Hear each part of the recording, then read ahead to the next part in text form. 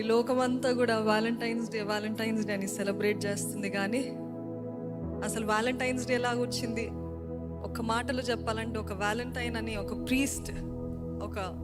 Priest ఆ రోజు కాలంలో రోమన్ ఎంపైర్లో క్లాడియస్ అని ఒక వ్యక్తి ఉన్నాడు, రాజు.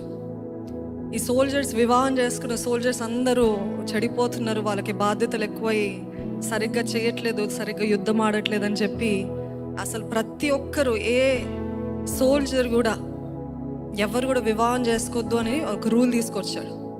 పాపం వాళ్ళు ఉండలేక చావలేక ఎంతో తిప్పలు పడుతున్నప్పుడు ఈ వ్యాలంటైన్ అన్న వ్యక్తి రహస్యంగా వారికి వివాహాలు జరిగించేవాడంట.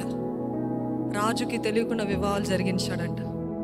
రాజు ఎన్నోసార్లు వార్నింగ్ ఇచ్చాడంట, కానీ సోల్జర్స్ బాధ తట్టుకోలేకపోతున్నారంట. వారు ప్రేమించిన వారు ఎంతో మంది దూరం అయిపోతా ఉంటే అప్పుడు ఇంకా చూసి ఫిబ్రవరి 14th రోజు ఆ వ్యాలంటైన్ అన్న వ్యక్తిని ఉరి శిక్ష, he executed him, and that is how Valentine's day began అని చెప్తారు. దాని తర్వాత ఇంకా ఎన్నో పిట్ట కథలు, లేకపోతే మిత్స్, వీటన్నిటితోటి కలిపి they created this. But that is not the important thing. What is the important thing? మన క్రైస్తవులము, విశ్వాసులము, ప్రేమ, we are commanded to love every single day. అవునా? We are not asked can you అని చెప్పలేదు దేవుడు. దేవుడు ఏమన్నాడు? ఆజ్ఞ ఇచ్చాడు, ప్రేమించాలి. Love one another, it is a command. అది దేవుడు ఇచ్చిన ఆజ్ఞ. మన ఫీలింగ్స్ వస్తూ ఉంటాయి, పోతూ ఉంటాయి, కానీ నిలిచేది ఒక్కటే, ప్రేమ. ఫీలింగ్స్ ఉన్నంత వరకు మనము నిజంగా ప్రేమించలేమండి. నిజమైన ప్రేమ ఒక బాధ్యత, ఒక ఆజ్ఞ, ఒక responsibility. Yes, I must love. Yes, no matter ఇప్పుడు చదివిన రీతిగా అన్నిటినీ సహిస్తుంది, అన్నిటినీ ఓర్చు, అన్నిటినీ నిరీక్షిస్తుందంట. ఈరోజు అటువంటి ప్రేమతోటి నన్ను నింపు ప్రభా. వివాహం కాని వారు నాకెప్పుడు వస్తుందా ఈరోజు, నన్ను ఎవరు ప్రపోజ్ చేస్తారా, నాకెవరు గ్రీటింగ్ కార్డ్ ఇస్తారా? కాదండి, అన్నిటికంటే పెద్ద ప్రపోజల్ దేవుడు చేస్తాడు. మీకు నమ్ముతున్నారా? He has given his life for you. Amen.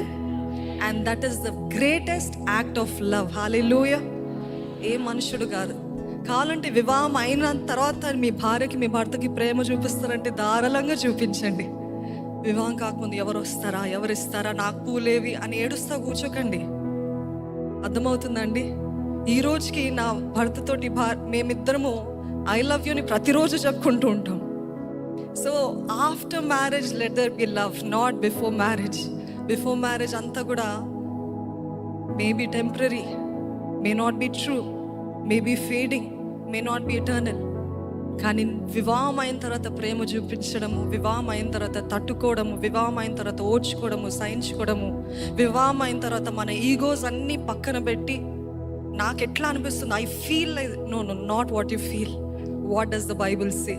దేవుని వాక్యం ఏం చెప్తుందో మనం అందరం అది పాటిద్దాం. అదే రీతి మనం జ్ఞాపకం చేసుకుందాం. ఈరోజు నాకు ఎవరున్నారో ఎవరు లేకపోయినా ప్రభా, నీ ప్రేమ నాకుంది అన్న నమ్మకం ఎవరికి ఉందండి? ఉందా? ఆయన ప్రేమ నాకుంది అని నమ్మిన వారు ఉన్నట్లయితే చెప్తామా?